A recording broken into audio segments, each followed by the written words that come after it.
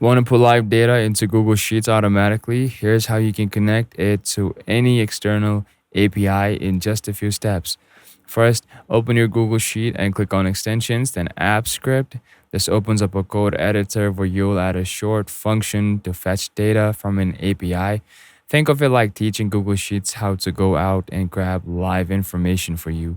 You'll paste it in a basic script that sends a request to the API link you're using, grabs the data, and then shows it in your sheet. Don't worry, it's usually just a few lines and you can copy from official API docs or templates.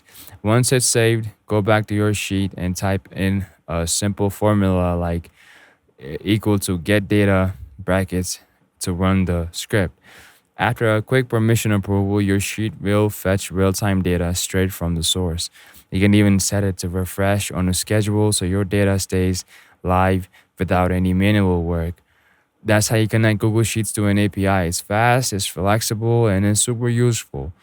If you found this helpful, hit follow for more practical tech tutorial just like this.